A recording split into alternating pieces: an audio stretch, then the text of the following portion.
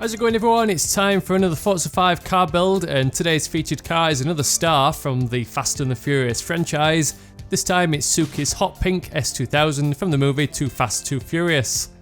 I can't say that this is one car I'd particularly like to own in real life. Well, I mean the S2000 is one I'd like to own, but not necessarily decked out in this pink paint job, although I bet my wife would be quite keen on owning this one. But it does make quite a good build in Forza 5 since we can use the in-game 2009 Honda S2000 CR, although it's a shame that we can't remove that hard top to make it an accurate replica. But let's get started with this build and I'll show you a little bits and bobs that you'll need to make a replica of Suki's S2000.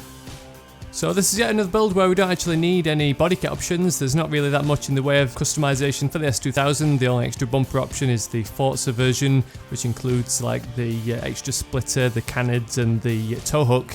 But the standard bumper does look pretty close to this veil side kit used on the movie car. The one option we will want to change though is that rear wing, to add the Forza rear wing, which is the closest mic to those big alloy spoilers used on those Fast and Furious cars. And the best match that I found in terms of alloy wheels were a set named Daylight, and I've bumped these up to 19-inch front and rear. So those cars from the early Fast and Furious movies were all about these wild graphics, and I didn't actually expect there to be any replicas in Forza 5, seeing as Suki's car is made up of this really intricate airbrush paint job. But there is actually a really good design that's made by P3 Bucky, named Suki's S2000 2F. And this creator's done an awesome job considering that he created these designs out of just random shapes, so it's pretty cool that they've managed to create this really intricate design, especially that full character down the side.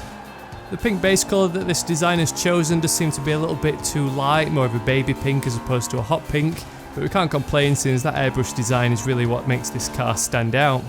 I'm going to alternate between Fast and Furious cars and builds based on my own taste over the next few episodes, so let me know down in the comments if there's any Fast and Furious cars that you'd like to see, or any of the car models in Forza 5 that you'd like to see my take on.